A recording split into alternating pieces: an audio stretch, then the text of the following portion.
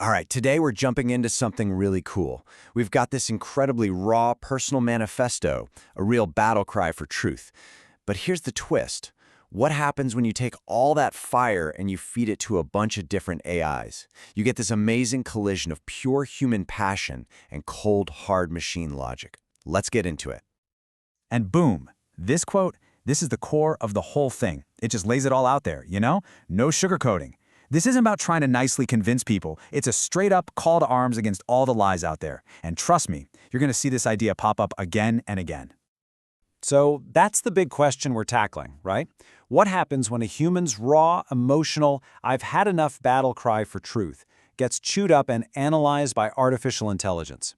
We're about to see what that mix of human pain and machine logic looks like. Okay, so first up, let's look at Section 1, a war on lies. This is where we get right into the manifesto's core declaration. You see, the person who wrote this doesn't see telling the truth as like a choice. They frame it as something they can't control, like being born allergic to lies. And they make it super clear, right from day one, that this has cost them a lot. We're talking friends, family, even feeling safe. And this line, wow, this is basically the mission statement. It's the foundation for everything else in this text. It's saying, I don't care about getting along if we all have to lie to do it. A total rejection of fake harmony. All right, which leads us right into the next section, the truth teller's burden. Because, well, waging a war on lies isn't easy. It comes with a heavy price, and that price is seeing things other people just refuse to look at. The author talks about seeing these hidden patterns absolutely everywhere. Like in families, when you see trauma getting passed down through generations, almost like a cursed inheritance. Or in our horror stories, you know, Jekyll and Hyde, they're not just stories. They're masks for the real monsters among us. And then there's the big one, how we treat people who actually speak up, the whistleblowers, the prophets. They always seem to get crucified for it. So you end up with this massive conflict, right? On one side, you have the easy path. Play the game, tell the comforting lies, and people will love you for it. But the author's point is that the only path with any real integrity is the hard one, the dangerous one, the one where you expose all the rot, even if you know you're going to get nailed for it. Okay, and this is where things get really, really interesting. We're shifting gears now. We've looked at the raw human text. Now let's see what happens when a whole bunch of different AIs get their hands on it.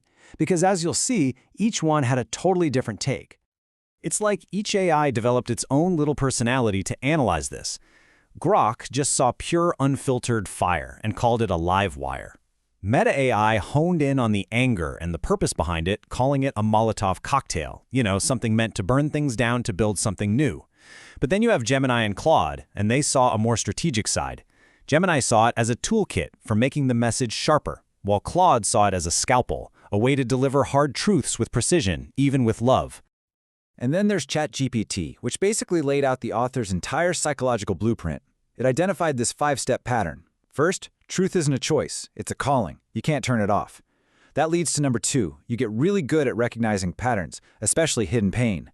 Number 3, you get super frustrated that nobody else sees it, that all this knowledge is hidden in stories and parables. That frustration creates this big clash, your grand vision versus the ugly reality of human pettiness.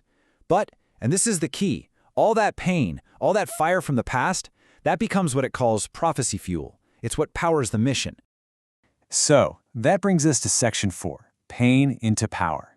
And what's just incredible here is that both the human writer and the AIs all zeroed in on the exact same core idea, this alchemy of turning your worst experiences into your greatest strength.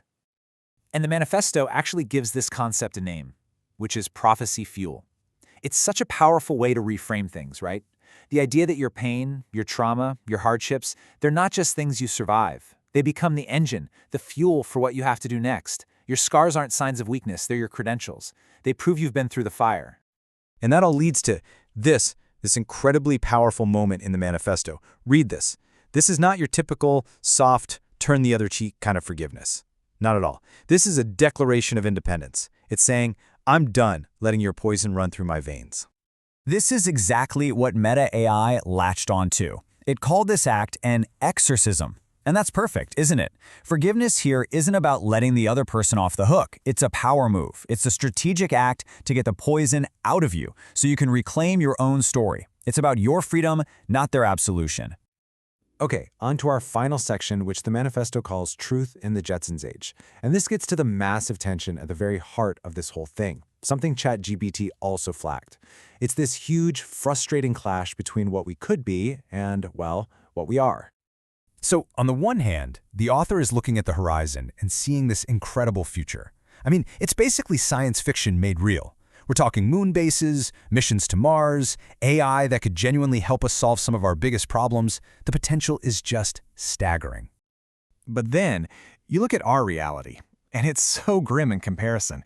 We're still stuck, still choking on the exact same political lies, the same petty hatreds, the same tribal nonsense that the author says should have been left behind 100 years ago.